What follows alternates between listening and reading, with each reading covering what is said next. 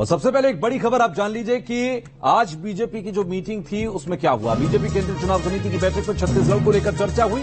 छत्तीसगढ़ में विधानसभा की 27 सीटों को लेकर रणनीति बनाई गई। छत्तीसगढ़ में सीटों की 4 कैटेगरी बनाकर चर्चा हो रही है। ए कैटेगरी में वो सीटें हैं जिन पर बीजेपी का कब्जा है। बी कैटेगरी में वो सीटें हैं जिस पर हार जीत होती रहती है। सी कैटेगरी में वो सीटें हैं जिस पर बीजेपी 2 बार से ज्यादा हारी है। डी कैटेगरी में उन सीटों को रखा गया जिसे कभी बीजेपी नहीं जीत पाई। बी और सी कैटेगरी में 22 सीटें आती हैं। डी कैटेगरी में कुल 5 सीटें आती हैं।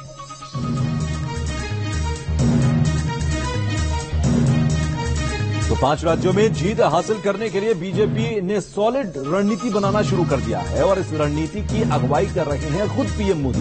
5 राज्यों में चुनावी तैयारी को लेकर दिल्ली में हाई लेवल बैठक हुई। इन राज्यों पर कैसे फोकस कर रखी है बीजेपी, देखिए एक रिपोर्ट।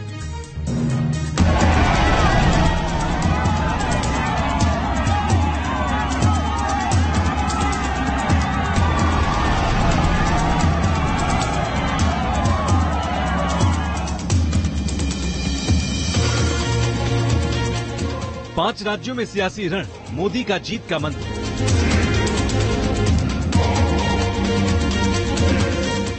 राजस्थान, छत्तीसगढ़, मध्य प्रदेश, तेलंगाना में चुनाव, मोदी का सॉलिड प्लान।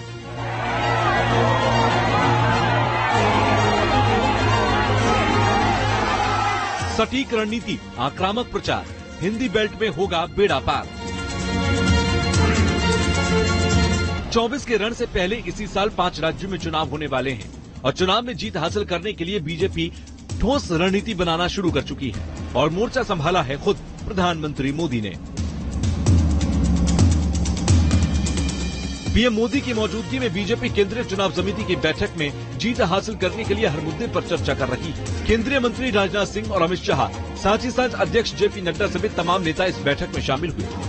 दरअसल साल के अंत तक 5 राज्यों मध्य प्रदेश, छत्तीसगढ़, राजस्थान, तेलंगाना और मिजोरम में चुनाव होने वाले हैं, लिहाजा पार्टी अभी से तैयारी में जुटी है। राजस्थान और छत्तीसगढ़ में कांग्रेस की सरकारें हैं, वहां मध्य प्रदेश में बीजेपी की सरकार है, लेकिन मुकाबला कड़ा है। 12 अगस्त को ही पीएम मोदी ने सागर में संत रविदास स्मारक के निर्माण की आधारशिला रखी थी। एमपी को कई सौगातें दी थी और सरकार की उपलब्धियां भी बताई थी। जिन लोगों ने दशकों तक देश में सरकारें चलाई, उन्होंने गरीबों को पीने का पानी पहुंचाने की जरूरत भी नहीं समझी। ये काम भी जल जीवन मिशन के जरिए हमारी सरकार जोरों पर कर रही है। आज दलित बस्तियों में, पिछड़े इलाकों में, आदिवासी क्षेत्रों में पाइप से पानी पहुंच रहा है। वहीं गृह मंत्री अमित शाह भी लगातार मध्य प्रदेश का दौरा कर रही हैं। शाह ने इंदौर में बूथ सम्मेलन कर पार्टी कार्यकर्ताओं को जीत के मंत्र दिए और कांग्रेस पर निशाना साधा था। कमलनाथ की सरकार थी, किसान कल्याण निधि, किसान सम्मान योजना मोदी जी ने चालू करी।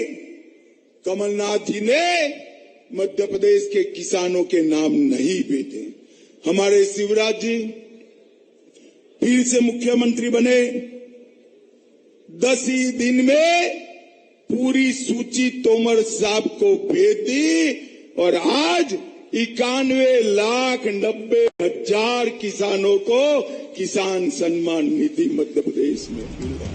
मध्य प्रदेश जीतने के लिए इस बार हिंदुत्व का एजेंडा सबसे अहम है। कांग्रेस और बीजेपी दोनों ही तरफ से हिंदुत्व का कार्ड खेला जा रहा है। मध्य प्रदेश के साथ ही बीजेपी राजस्थान को साधने में भी जुटी है और पीएम मोदी राजस्थान को बड़ी सौगात दे रही है। सीकर में पीएम मोदी ने लाल डायरी का जिक्र कर कांग्रेस के कमजोर नस दबा दी थी।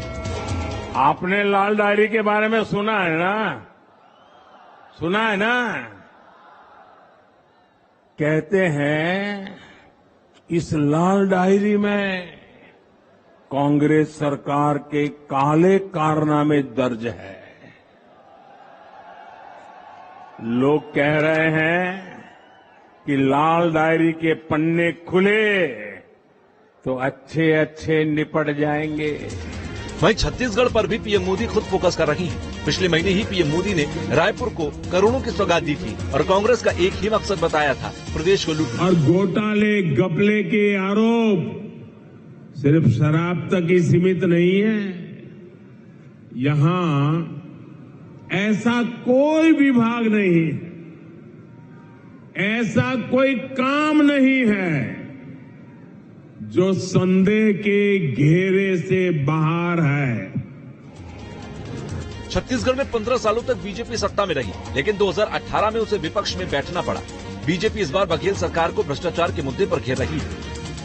बात करें तेलंगाना की, तो यहाँ बीजेपी ने जी किशन रेड्डी को कमान दी है।